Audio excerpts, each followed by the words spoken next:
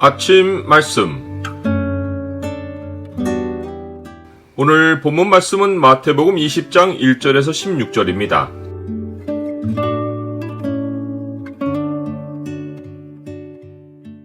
내가 나된 것은 주님의 은혜로 된 것이다.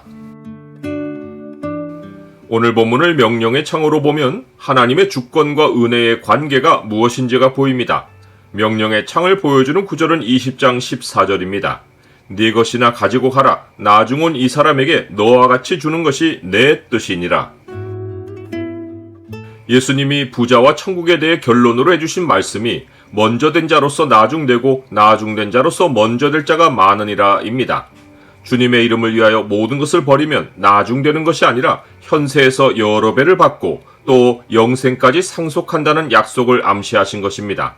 그러나 부자 청년은 버린 것이 하나도 없었고 재물과 지위와 신앙에 아무 부족함이 없이 온전해지려고만 했습니다.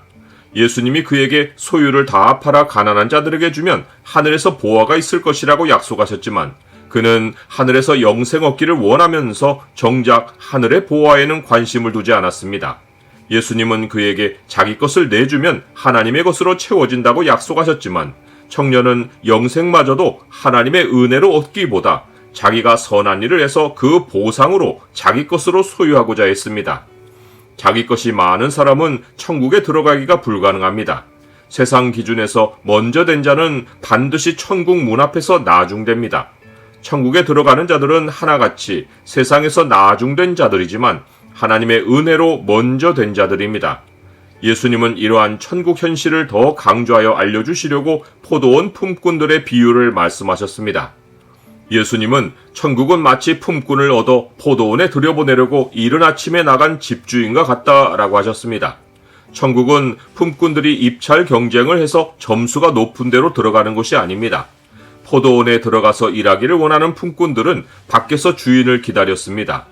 주인이 나타나 누구를 쓰겠다고 부르면 포도원에서 일할 수 있었습니다. 포도원이 여럿 있어서 여러 명의 주인이 나타나는 상황이 아닙니다. 천국을 비유한 포도원이기에 오직 포도원은 하나이고 주인도 하나입니다.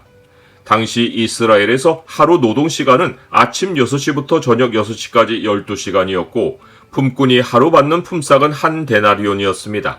노동시간이 12시간보다 적으면 주인은 그에 상당한 품삯을 정하고 품꾼은 동의하여 일을 했습니다. 비유에서 주인이 이른 아침에 나가 품꾼들을 처음 부른 시간은 제3시입니다. 우리 시간으로는 6시간을 더해야 하니 제3시는 오전 9시입니다. 이미 하루 노동시간 중에 3시간이 지난 시간입니다. 그러하기에 주인이 하루 노동 품삯의 4분의 3을 제시하는 것은 예견된 일이고 품꾼들은 공평한 거래에 만족하고 주인의 제안을 받아들일 수 있었습니다. 그런데 포도원 주인은 제3시에 고용한 품꾼들에게 온전한 하루 품삯인 한 데나리온을 약속했습니다. 품꾼들은 포도원에 들어가며 주인의 관대함에 감사하고 매우 만족했습니다.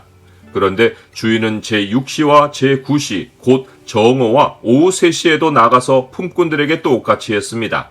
하루 노동시간이 1시간밖에 남지 않은 오후 5시에도 주인은 나가서 보았습니다.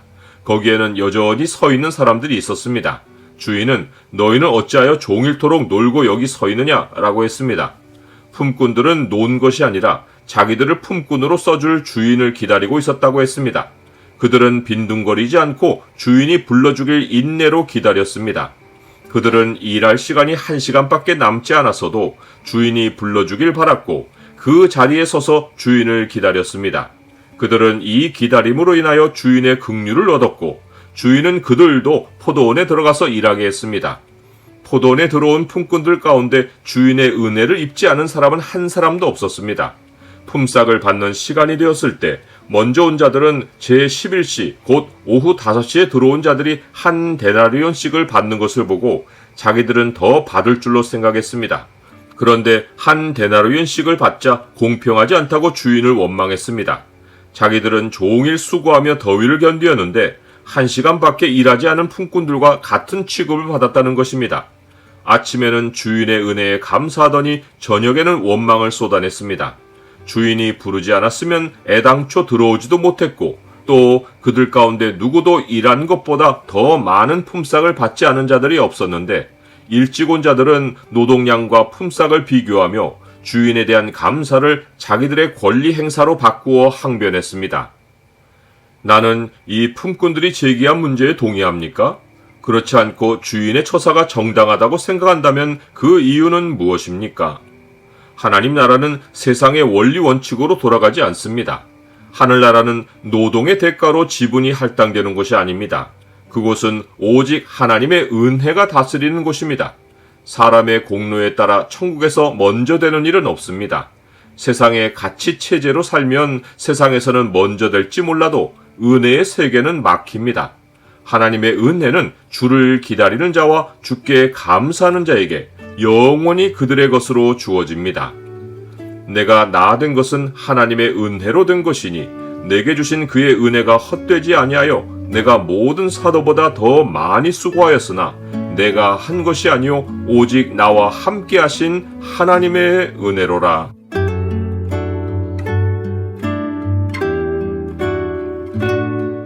주님, 무엇 하나 주께서 은혜로 해주시지 않은 것이 없는데 순간에 주의 은혜를 잊으면 모든 것이 세상 가치관에 따라 계산됩니다. 저의 수고와 희생을 앞세우는 교만을 행하지 않고 모든 일에서 겸손히 주의 은혜로 살게 하옵소서. 예수 그리스도 이름으로 기도드립니다. 아멘.